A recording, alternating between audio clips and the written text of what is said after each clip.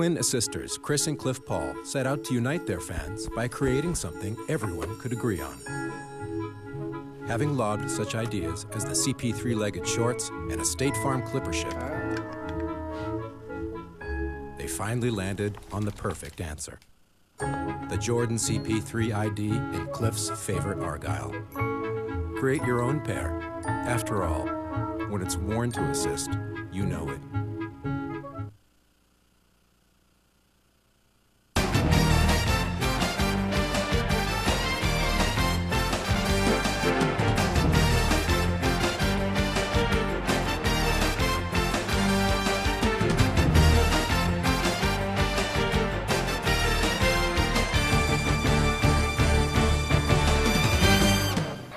Welcome back to another episode of The Rush. I'm Danny Fry. And I'm Sean Bennett. This week we bring you highlights against rivaled SHG for both boys and girls basketball. The Lady Titans also played Springfield the night before. The Rush takes you to the mats as the Titan Wrestlers facing Riverton of the Sangamo Conference. The Rush skates to the ice rink as well with the Glenwood hockey team facing Springfield High in a rematch. Now it's time to start the program. Last Friday, the boys basketball team faced off at SHG against the Cyclones. That was a rivalry game that did not disappoint, very hard fought. So now we bring in Glenwood assistant basketball coach, head JV coach Seth McCoy. Coach, thanks for coming on. Thanks for having me, Danny. So, heading into this game, what were you guys feeling? Tough rivalry game. It's always a tough, low-scoring game in Griffin. Oh, yeah, and it's always a physical battle. We told the kids leading up into the week that we knew it'd be a physical match.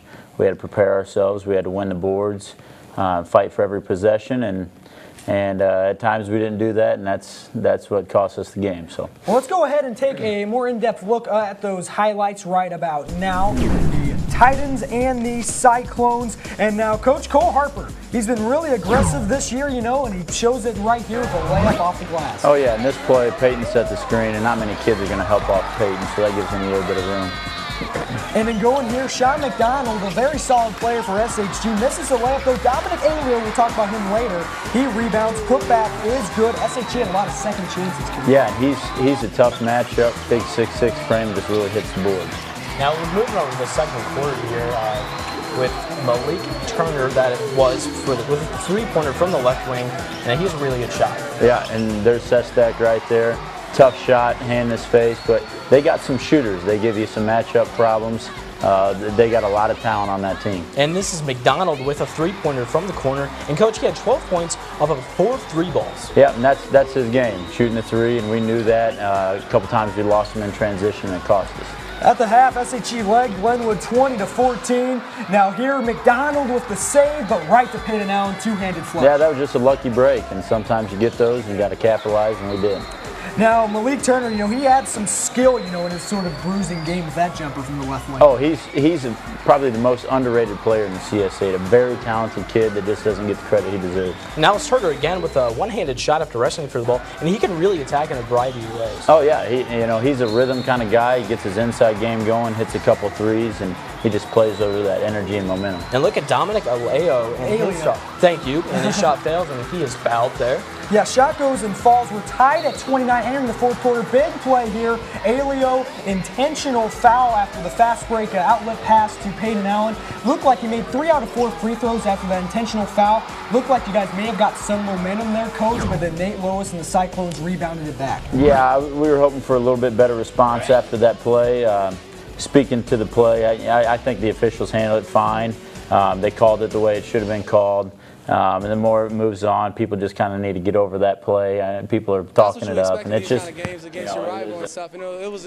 It was real high energy and stuff, and I don't know. We just kind of weathered the storm and took over the game. I thought we did a good job of keeping our composure. When something like that happens, you can either fold your cards or you can keep playing, and our kids kept playing. I think they believed they were going to win, and they wanted to win, so we came out on top. Now, Coach, the team is really just a one-dimensional team, and what are you guys trying to work on to make it not just one-dimensional? Well, I think a lot of teams look at Peyton and Cole and try to take those guys away. And I think it's not just so that it's one-dimensional, that we just need to work a little bit harder to get the right people the right shots. Yeah. Sometimes we just get in a rush. and really try to take some forced shots and hurry. And I think we had a great week of practice this week, really talking about our shot selection, really grinding to get what we want, not what they're just going to give us. Now, over the weekend as well, next day after that really tough physical game, Peyton Allen, got banged up a little bit on that intentional foul, but he would play the next day at the Highland Shootout against Fort Zumwalt North. Now, Coach, what was sort of the style of that game as we go ahead and take a look at the graphic right now? Well, they're a really well-coached team. They've got 2 guys that were scoring 20 points a game that are both the coach's kids, so they're really know what they're doing offensively and defensively. And they were off they had like 9 days off. We played the night before. I don't want to make excuses, but we just didn't play defensively as well as we should have that night. So. That's right, 67 points to end up with an 11-point win there, and that's something you guys can improve on. Tonight you have Springfield High, the Senators, coming in after Tuesday. They had a hard loss to Taylorville, ended up coming away and edging them. But let's go and skip ahead as well. Go to January 31st. Glenwood hosts Lanphier, and now this is a special coaches versus cancer game. Can you sort of elaborate on that and what all is going on with the T-shirt and all that? Sure. We've been wanting to do this for a couple years, but on the 31st we'll host Coaches versus Cancer, where all our proceeds will go to the American Cancer Society. We're selling pink out T-shirts that you can get at Office One or in the athletic office. And portions of those shirts proceeds will go to the American Cancer Society. We're also doing 50-50s, getting donations at the door. It's just a great thing. We're teaching more than basketball here. We're teaching kids to give back and have accountability and responsibility. So this is one way we can reach out and do a little bit more than just basketball. Thanks for coming on and bringing a little more insight to these SHG basketball highlights. And stick around, those. You'll be back on the weekly debate as well. Sure, later. Thank you, Danny. All right, Glenwood's next game is tonight here at GHS against Springfield High with a 7:45 tip-off. The Titans headed to the mats to face the Riverton-Williamsville Co-op Hawks in a last-minute scheduled match last Wednesday night. Let's go ahead and look at these highlights. Sean, this last minute here at home, and Sean, go ahead and start us out with Mason Kaler at 152 pounds. 152, Kaler matches up with this Riverton wrestler, and he's trying to get out of him, just circling around with him. Not very much moves, and he takes advantage of him, putting his head in the hole, and Kaler takes advantage, gets him on the bottom, circles around, and gets him to that pin. Yeah, got him on the back. That was the key there. Ton of pins here in this wrestling match. As we move over, up next, there's Coach Mosier liking what he's seeing. Very intense on the sideline. Damian Blake, 160 pounds. He shows here almost immediately into the match. Gets his opponent on the ground. And we see the Riverton wrestler trying really hard to get out of this grip. But his efforts were not enough. Damian Blake with the win by fall as we move to 170 pounds. Sean with J.D. Rush. J.D. Rush, he's trying to get the advantage on the Riverton wrestler here, but Riverton wrestle a little bit bigger. He gets on top of him to force him on the ground, but JD turns around, gets him on the ground. What a reversal, and JD got the upper hand, will pin him, and so many pins in this match. And the scoreboard for you, Danny. And it reflects it. Glenwood wins 60-21 over the Riverton-Williamsville Co-op Hawks. Rush and Kaler, one of the many Titan wrestlers to win their match by fall. Just building bricks. Every practice you go to, you're not going to see a big difference. But what these guys, they need to see is the long-term vision, that when you put a whole month, 2 months, 3 months worth of practices in, you kind of don't even know what's happening. It's so slow. And if you don't, you kind of stand still. The Titan wrestling team will face off at the Geneseo Invite tonight at 4 o'clock with matches going into tomorrow morning. It's time to take our first commercial break. When we come back, we will bring you the girls' basketball highlights against SHG and Springfield High, along with a highlight against Springfield High as well. On hockey. Hockey. We will be right back after these words. Stay tuned.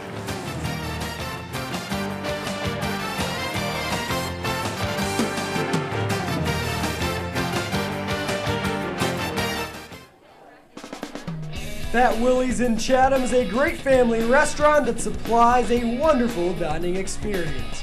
We offer outstanding fried chicken and over-the-top walleye pizza.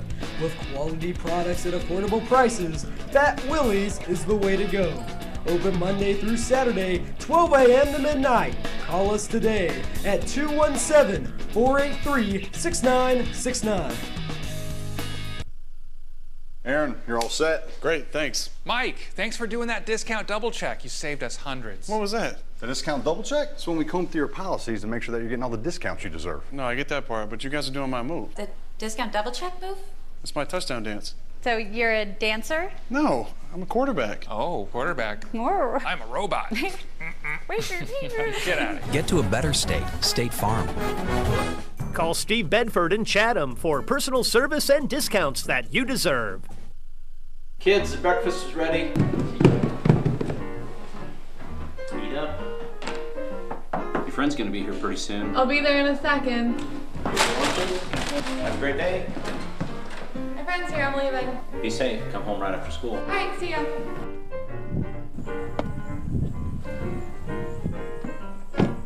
Wow, your dads are really looking out for you. That's not my dad. That's my family's financial advisor, Mr. Sullivan. Sullivan Financial, looking out for your investments and your family. Welcome back to The Rush. The Lady Titans basketball team hosted Springfield and also went on the road to face SHG before the boys game for the first few games of 2014. Here with us as the guest anchor is Glenwood Junior forward Ellie Alexander. Ellie, thanks for coming on. You're welcome. So, Ellie, let's go ahead and take a look at Springfield High. This is a very big matchup. Let's go ahead and take a look at the highlights now as they take on these Lady Senators. And, Ellie, they're really a power in the Central State 8, but you got an easy basket inside to get going early. Yeah, they are. They've been the top in the conference the last couple of years, and they're going for that, 4P or 5P, whichever one it is, and so yeah.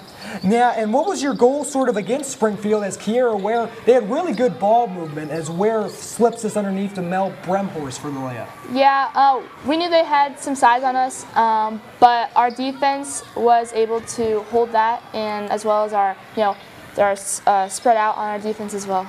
Offensive rebound there. Maddie Torrey ends up with the jumper for Nikki Hogan. 8-4 Springfield at the end of one. Sean? Here's Madeline Lawrence, and she will slice to the basket, but look at you being at the right place at the right time as we see here. That's how important is that? You're just right there, and then you're able to get it up and in, or did you kind of plan that? Or? No, she was supposed to go off the other way on the screen, but, I mean, it works, so I guess that's what we got to do. Now, Maggie Julian steals the ball here, and then an easy layup, and Glenwood got a lot of those chances today. Or Thursday, Yeah, you got to rule out those steals early on. Yeah, our fast break is kind of our game plan. If we can get out the ball early, get them behind, get that free layup, and that's pretty much our game plan. Another steal, Sean. And look at Madeline Lawrence going coast to coast, and she's a junior, and she's really stepped up lately. Ellie, can you elaborate on her a little bit? Yeah, Madeline, she works her tail off every single day at practice, and she really likes to play, and she's really aggressive, one of our big defensive players, and she can make that crunch time shot she needs to. And Courtney Pence there with the assist to Kyra Webster, and she had a triple from the left wing. Now, at that point, Glenwood was up heading into the fourth quarter, 25-20, and Annika Webster, real strong presence in the post that you girls had to deal with. Yeah, she's going to Quincy University, so I know she's going to be in trouble during the game, so I just had to play as big as I could on her and not get fouls. And here's an old lady throwback from a Springfield High fan. Had to get that in there. Before that was a jumper by Allison Long, really trying to keep the pace, but final minute, they got buckets inside that hurt you. Yeah, it was a good thing to get us more intense for the second half, I think. Only a one-point game. Springfield won 40-39. Ellie, you had 12 points, and Nikki Hogan had 11 points. Now, we're moving into the SHG. You played them after Springfield. Now, Ellie, you girls went out there knowing that they're your rivals. And how did the team prep for this game, knowing that, in fact, it would be a really tough physical game? We knew that coming off the Springfield game, we were going to be a little tired, a little worn out. But what we had to focus on is like that mental toughness, that extra step, getting into that, that next endurance step that we could take in going into that game. And you sure did. Let's go ahead and jump to the SHG highlight now. And Glenwood versus the Sykes starts out here with Nikki Hogan with her own offensive rebound, fighting for the ball, and gets an easy basket for the Titans as Glenwood got off to a good start. Nikki Hogan's been a really valuable asset to the team. Yeah, I really like the way she stepped up this year, being one of those big seniors. We only had 3 this year, and she's really made a difference, both in the post and on the wing, and I really like having her on the court with us. And that was Maggie Julian with the 3, but that was Lexi Kessler who assisted her, but SHG answers back with a 3 by the left corner with Katie McLean. That was Katie McLean. At that point, Glenwood, you're still up. Got to really high scoring, 13-10 at that point to the second quarter. Kaylin Tate dials up a 3-ball. She's so hard to guard around the perimeter. Yeah, their team has a couple good three-point shooters. You know, I played with them growing up, and we just had to keep that in mind when we were playing defense. Now, Maggie Julin there, left circle. What was really the pace sort of at this game as SHG got a lot of second chances? We needed to get some box out in there. That's one of our weaknesses during that game. But our game plan was to make sure they didn't have any open shots. They had a couple of shooters, so we had to get match up on them. But basically on the inside, we had to help side because they stretched out their offense. Heading in the fourth quarter, SHG had a 6-point lead at half heading into the fourth quarter, and they sort of kept that up. Saw Parker Bandy with a basket, but SHG getting those offensive rebounds take with the putback. As SHG takes this one 56-44 at home. Nikki Hogan leading the way with 17 points, the senior leader, and Maggie Julin with 14 points. So, Ellie, what did you really take out of those two games, facing two of the top teams, you know, along with Rochester and you guys in the conference? I knew that this week was going to be a tough one. We were going to have to push through each game even harder than the first one. And so going into those games, we had to have that mental toughness, that mental focus going in and be ready for anything they're going to give us. Just play our game and set our own pace, not theirs. Ellie, thanks for coming on, and good luck towards the rest of the season. You. The next girls basketball game will be in Quincy against QND on January 21st with the tip-off at 7 o'clock. The Glenwood hockey team squared off against Springfield High Senators to try to secure their first win of the season at the Nelson Center. So let's go ahead and take a look at the highlight as Ellie Alexander heads out here. So let's go ahead and take a look at the highlight. Against the Springfield Senators, as I said, and Glenwood will try to get off on a good start, that is, with Glenwood will try to slam a Springfield opponent, but he passes it to Tyler Coleman. He shoots, but it's saved by the Glenwood goalie, Jacob Brandon. Yeah, and Brandon's one of those senior leaders, Sean. Yep, take a look at this. The captain is number 15. That's Vince Lanier. Vince Lanier here passes to Brandon Hay, who sets up for Clayton Hayes. Here we go. Clayton Hayes sort of gets us off the rebound, right place at the right time, Sean. Yes, sir. He gets an easy goal for the Titans. And that's what they pretty much did all the time here. But Springfield does get a knife saved by their goalie, Daniel Schnell. And Springfield again here, Brendan Brown. He'll shoot, try to get it past Jacob Brandon, and he does. Goal for Brendan Brown off the rebound. And Springfield gets their first goal. They're on the board. Johnny Webb, we ventures a spin around. He's going to try to get this shot attempt, but Schnell with another rare save for the Springfield High Senators because the Titans, as the final seconds wane off, as Sean, they were all over Springfield High. 8-point lead as Glenwood beats them 10-2. Hayes had 2 goals and Brewer had 2 assists for the Glenwood Titans hockey team. The Glenwood hockey team takes on Springfield again January 27th at the Nelson Center starting at 8:30 p.m. The Rush is going to take our last commercial break. When we come back, Eric Burklow will bring us the top 3 plays for this week, as well as his NFL Championship Picks and Picks.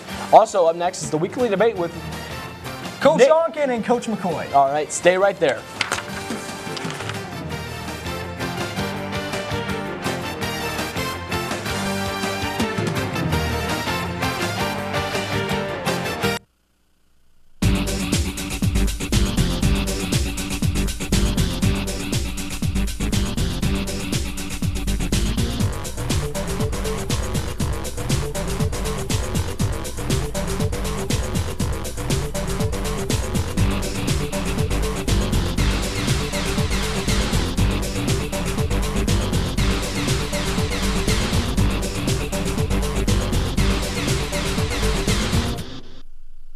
Well, Mr. Raji, we could save you hundreds by doing a discount double check.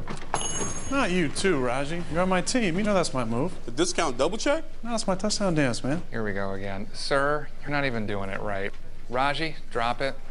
Show me what you got, Raji. What is this? Come on now. You said you were a dancer. Where are you going, buddy? Come on back. Get to a better state. State Farm. Call Steve Bedford in Chatham for personal service and discounts that you deserve. That Willie's in Chatham is a great family restaurant that supplies a wonderful dining experience. We offer outstanding fried chicken and over-the-top Wall-I-Am pizza. With quality products at affordable prices, Fat Willie's is the way to go. Open Monday through Saturday, 12 a.m. to midnight.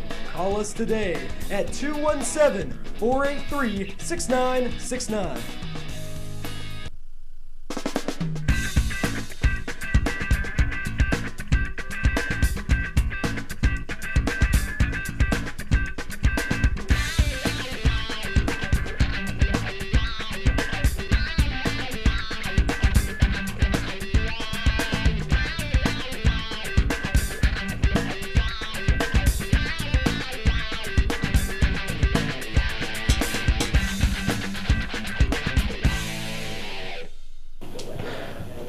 Hey, this is Eric Burkle, the top 3 plays this week. Let's start the countdown. Play number 3 at the Nelson Center, where the GHS Hockey Club facing off the Springfield Senators as Clayton Hayes passes off there and comes out of nowhere to add another goal in the 10-2 blowout win over Springfield High.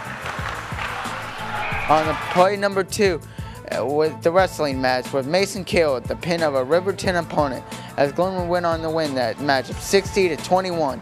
And the number 1 play from Glenwood Sports this week is from basketball at SHG Friday night, where Cole Harper gets the ball stolen by Sean McDonald as he tries to save it, but Peyton Allen dunks it home. Glenwood lost still 45-39.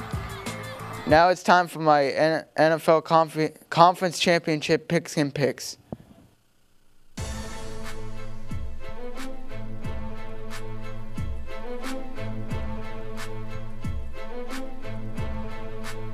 Hello, welcome to my championship pick. My first game's New England at Denver. I think New England will win. They will run it all over Denver. I think LeGarrette Blount will have another big game, how he did last week. Peyton Manning's 4-10 against Bill Belichick, and that's why I think New England will win. My next game is San Francisco at Seattle. I think Seattle will win.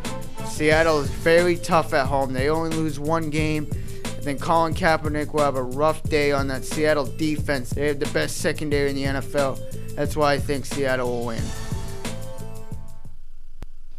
Now let's send it back to Danny for the weekly debate.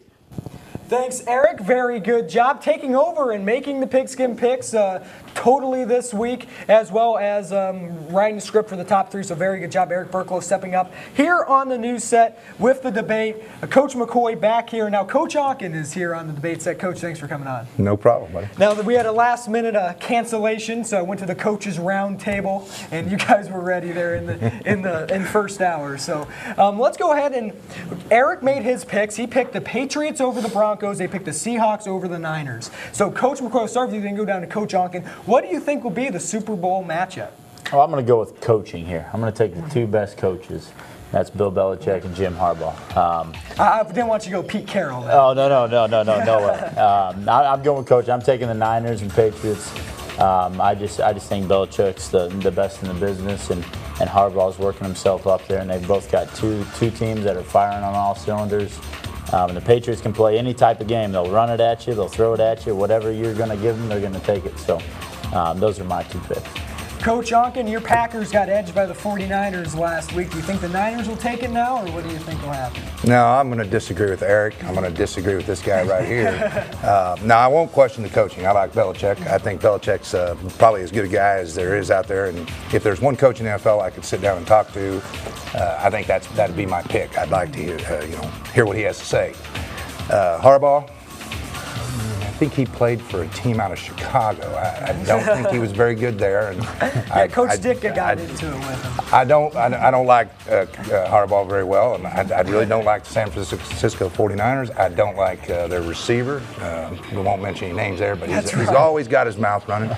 So I'm going for, despite the fact that I'm not real fond of Pete Carroll either, but I'm going to go with the Seahawks and Peyton Manning. Now, the Super Bowl this year is in New York, and there's a chance that it could be some real snowy weather. Now, what would you rather want the Super Bowl weather to be? Coach McCoy, will start with you, then go down to Coach Onken. Do you think you would rather want some fair, standard Super Bowl weather, not as warm as Miami, but fair weather, or do you want just a blizzard?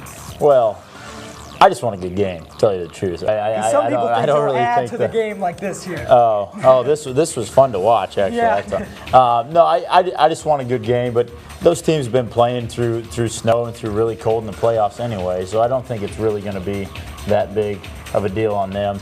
I just think it's silly that it's up in New York anyway, and they have to make a change to try to boost their ratings and everything. But I just want a good game. Now, Coach, what do you think will happen there? What do you want? Do we want it, snow, play through the conditions like a snowplow game, or more of a even playing field weather? No, I like the fair conditions. I don't necessarily think you have to play it in Miami or someplace warm all the time, but I certainly don't want a snow game. I would rather see a good, like Seth, I'd like to see a good game, a good competitive football game, but more importantly, I don't want the weather conditions to dictate who wins or loses. We'll go ahead and move over to baseball here with not a very good side of baseball, though. Alex Rodriguez out for a full season. They actually lowered it from 211 games to 162, and he's still appealing that, but that won't be really looked at. It'll be for a full season. Coach McCoy, did they get it right, and do you think that is his last game? I think they got it wrong. It should have been longer. He should be done. He probably might. He might be done though. Picking it back up. Well, maybe, but I think they should have just canned him. You don't need dirt bags like that are trying to get the upper hand.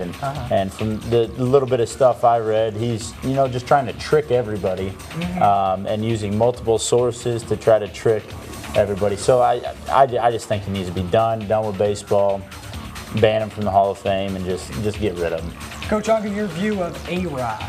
I agree a lot with Seth. And here's the thing. Everything is tainted. When he played and he hit a home run off of a pitcher, that pitcher gets a loss. That whole steroid era, it changes everything for the players who played against them. Right. And so now that they've found it out, why reduce it? We know he's guilty. Why would you reduce it? Why not leave it at 211? Why not end his career? It's the right thing to do. They got it wrong because they reduced it. They got it wrong because even players like Roger Clemens and those guys who are dirty players and affected other players' statistics are still eligible for the Hall of Fame? No, it's wrong. See, now, with that, any players that were in the steroid era but not connected with steroids, they're almost a 100% first ballot Hall of Famer or right to second ballot because they say, well, they were clean during that period, so let's go ahead and vote them in, like a guy like Craig Biggio, for example. But let's move on. There's a little bit of an issue with Chicago Cubs now. Coach McCoy, I know you're a White Sox fan, other side, on the south side, but on the north side, they haven't had a mascot really forever, like an actual mascot that's at the games. Cardinals have Fredbird, which is kind of stupid. It is what the best one's a Philly Fanatic for sure. There he is right there in form. That is Clark the Cub. What is your reaction to Clark the Cub and what the Cubs have decided on? Well, as a Southside fan, I really love this. I think it's just another thing that the Cubs are just reaching because they can't put a good product on the field. And I get stuff all the time about why the Sox don't get good attendance, but at least we can put a product out there that's competing, and I'd rather have that. That's right. And I'd rather have Southpaw. I'll take Southpaw over Clark any day. What exactly is Southpaw? I don't know, but better than Clark. Coach, what do you think the Cubs win with this Clark the Cub mascot that's getting bashed? I don't know. Is he named after Clark Griswold? Does that have something to do with this whole thing? I think they might go with the the alliteration Clark the Cub. You see a lot of that too. Well, I get that, but I mean, you know what? Coach McCoy and I talked about this, and I think they're reaching. I know Cub fans are upset about it, and rightly so. But the way they can make a statement is, quit buying tickets until you put a winner on the field. They still have great people. They still have people coming out, and they still have great attendance numbers, even though the product's been down. And that's what. And if you want to change things, if you're going to complain about Clark the Cub, or whatever that is, complain about the fact that you're not getting a product on the field that's winning.